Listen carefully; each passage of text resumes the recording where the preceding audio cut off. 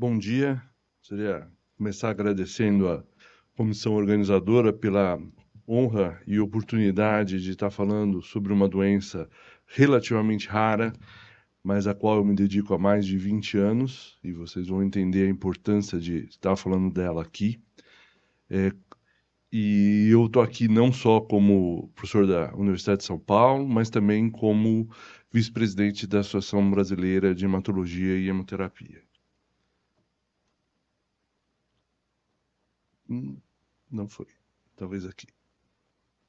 Próximo. Ah, essa é o slide com as minhas declarações de conflito de interesse.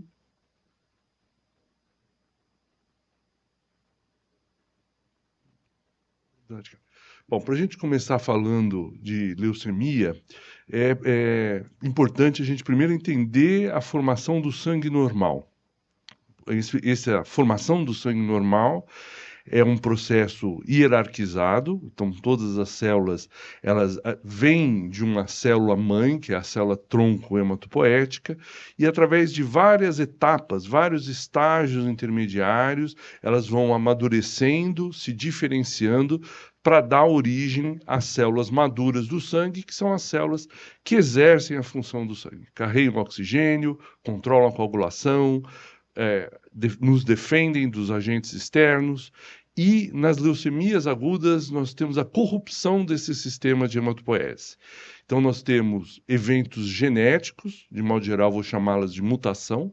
Então nós temos mutações que ocorrem nessas células mais imaturas, então mais na parte superior aí do meu diagrama, e que fazem com que essa célula mutada perca a capacidade de se diferenciar e perca-se o controle de sua proliferação. Como consequência, a gente vai ter o surgimento de clones, então esses clones são caracterizados exatamente pelas alterações genéticas, e esses clones vão competir entre si com a vantagem proliferativa, com a vantagem de que eles se auto-renovam, até que nós vamos chegar numa figura como essa, que é uma figura à esquerda é a medula óssea normal, onde a gente vê a diversidade de células que formam o sangue, e à direita nós vemos uma medula óssea de um paciente com leucemia mieloide aguda, onde a gente tem praticamente um tipo único de célula substituindo a medula óssea, e como consequência nós deixamos de ter a produção das células normais. E o paciente passa a ter então anemia, passa a ser extremamente suscetível a infecções graves, rapidamente progressivas, tem quadros hemorrágicos muito graves e, além disso, pode ter infiltração de diferentes órgãos, como os gânglios, baço, fígado e assim por diante. Bem, a leucemia promielocítica aguda, que é o objeto aqui dessa minha palestra, ela é um subtipo de leucemia mieloide aguda. Então, tudo que eu apresentei para vocês é válido para a leucemia promielocítica aguda, e o reconhecimento desse subtipo data aí de 1957, de um médico escandinavo que começou a perceber um pequeno número de pacientes que tinham leucemia aguda, mas com uma característica muito peculiar. E veja como um médico que tinha muito pouco recurso tecnológico na época consegue identificar três aspectos chaves dessa doença. Primeiro, ela é rapidamente fatal. A maior parte desses pacientes morrerá se não se instituirmos o tratamento prontamente num período de dias. Essa morte, na maioria das vezes, é por uma tendência hemorrágica muito grave. Então, é um quadro exuberante, maior até do que o observado em outros subtipos de leucemia aguda. E quando a gente olha o sangue, a célula leucêmica tem um aspecto que lembra uma célula normal do sangue chamada promielócito. Isso foi em 1957. nós passamos 20 anos e acumulamos a informação de que realmente essa entidade existe, mas não entendíamos muito bem porque, até que em 1977, um grupo muito importante de investigadores na hematologia, que era o grupo de Chicago, conseguiu identificar qual é a causa da doença. Então, a causa da doença é uma alteração cromossômica, então os cromossomos são identificados por números, então o cromossomo número 15 se quebra, o cromossomo número 17 se quebra, e eles trocam pedaços entre si. Isso é chamado uma translocação cromossômica. Esse novo cromossomo que se forma, ele acaba codificando por um gene que um pedaço dele vem do cromossomo 15, que é o gene PML, e que se funde a um pedaço do gene RARA, que é o receptor alfa do ácido retinóico. Então a gente passa a ter uma quimera, passa a ter um gene anormal, que é o PML RARA, que é toda a causa, todo o centro da doença está em torno disso. Esse gene ele codifica para essa proteína normal do mesmo nome, PML rara, e nós passamos desde 1977 entendendo, construindo modelos, e hoje nós entendemos muito bem a fisiopatogênese dessa doença. Mas, muito importante, é a suspeita, é conseguir identificar esse paciente rapidamente. E isso é feito através do exame do sangue periférico, através de um hemograma suspeito, com alterações, eventualmente com a presença da célula leucêmica, um exame que custa alguns poucos reais e que, uma vez identificado por um indivíduo que não precisa ter nenhuma super especialização, ele deve discutir isso com um especialista ou com um serviço especializado, porque a confirmação do diagnóstico é essencial os testes genéticos. E aí, nesse caso, é um teste genético simples, a gente não precisa de um sequenciamento do DNA. A gente pode fazer esse teste através de um RT-PCR, que é uma técnica que fica pronta em 48, muitas vezes até em 24 horas. E o que essa técnica identifica? Exatamente esse gene anômalo, o PML rara. Então, 98% dos pacientes com leucemia promielocítica aguda terão um rearranjo gênico que codifica para o PML rara. Uma das principais características, como eu já mencionei para vocês, são esses quadros hemorrágicos observados na leucemia promielocítica aguda. Ali tem uma equimose espontânea, né, uma grande mancha roxa, sem nenhum trauma que surgiu num paciente, e isso se deve à especificidade da leucemia promielocítica aguda ser tão aberrante assim, porque nas outras leucemias isso deriva da diminuição do número de plaquetas, mas no caso da leucemia promielocítica aguda, essas células também têm ativadores da coagulação. E é um quadro muito importante, porque nós temos dois fenômenos opostos ocorrendo ao mesmo tempo. Nós temos a ativação da coagulação e nós temos a inibição da fibrinólise. Então isso leva a essa aberrância e torna essa doença, essa urgência que a gente menciona tanto. Por conta dessa hemorragia, mesmo nos períodos iniciais, nós vamos ter que a grande maioria dos pacientes iria morrer por essa situação. Bom, pulando mais aí 10 anos, nós temos a primeira molécula que foi introduzida. Na verdade, isso não é uma quimioterapia, isso é um derivado de vitamina A, mas produzido quimicamente, que é o ácido all-transretinóico. Esse agente foi descrito em 1988 na China, através da observação de que pacientes tratados com ATRA, com o ácido all-transretinóico, que era uma medicação da medicina tradicional chinesa, sobreviviam, e no sangue periférico a gente via que as células leucêmicas iam amadurecendo em células que pareciam células normais. Então, aí isso foi chamado de terapia diferenciadora, e isso foi um marco tanto na história da leucemia promielocítica aguda, mas também um marco na ciência, porque foi a primeira vez que se demonstrou a capacidade de se transformar uma célula maligna em uma célula próxima de uma célula normal, através do processo de diferenciação. Nós entendemos que isso tem a ver com o controle genético, que o PML rara, na verdade, ele se liga e ele inibe a transcrição gênica de alguns genes específicos, e que o evento fundamental que o ATRA proporciona é a degradação do PML rara. Então ele se liga e acaba sinalizando para a célula que essa proteína precisa ser degradada. Tá certo?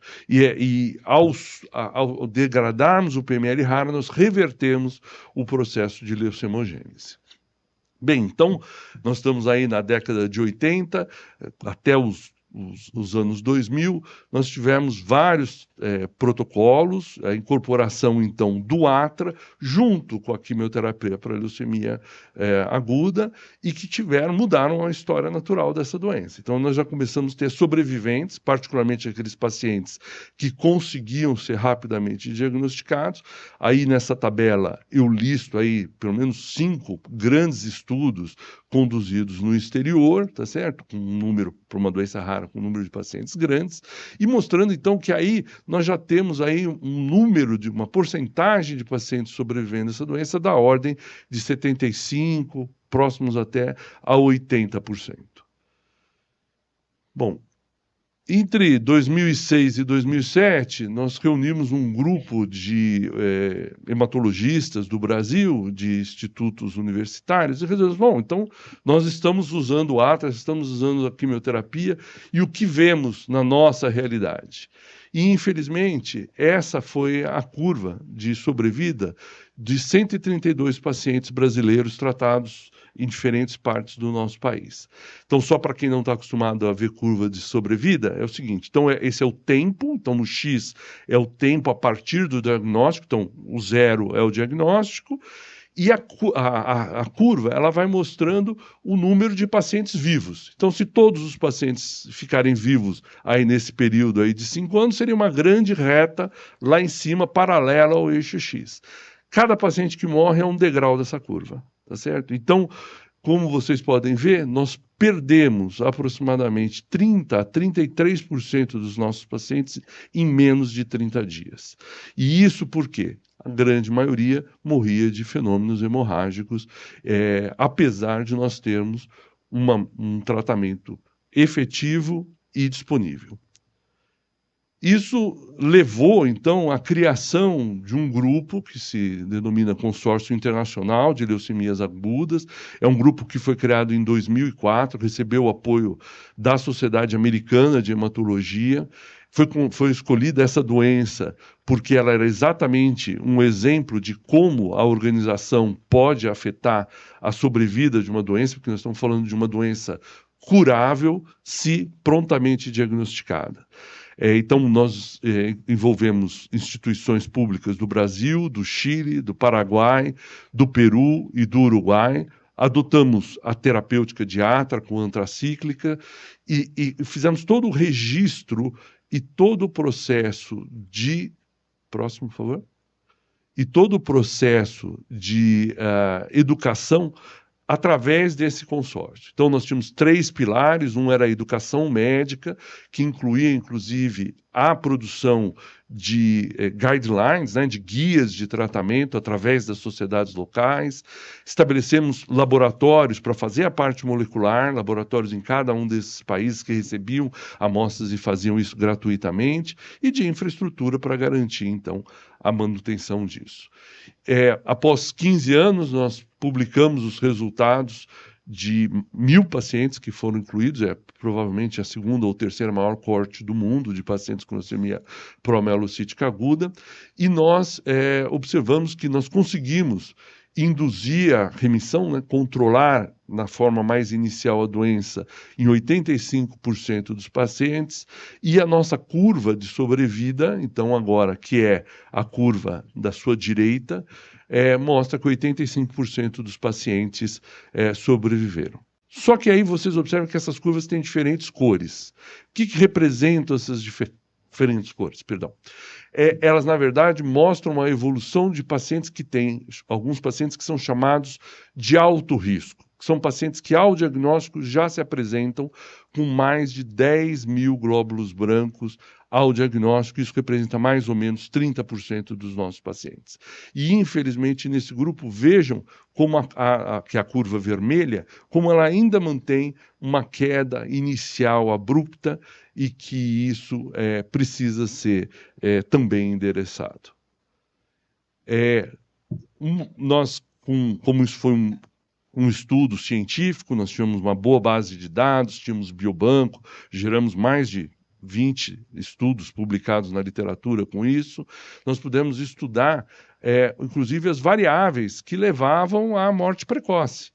E o que estão aí, na análise estatística, estão nessa tabela, mas eu gostaria de chamar a atenção para um fator, que pacientes que eram diagnosticados entre o diagnóstico e o início da terapêutica em 48 horas, eles tinham uma chance de sobrevida 80% maior do que aqueles que a gente levava mais de 48 horas para instituir o tratamento.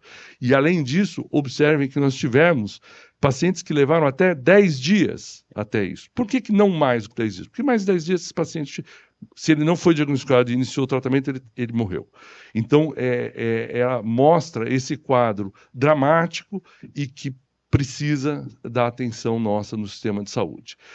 Dos diferentes países que participaram dessa iniciativa, a mortalidade precoce girou alguma coisa entre 12% e 15%, e não houve uma diferença significativa entre os países.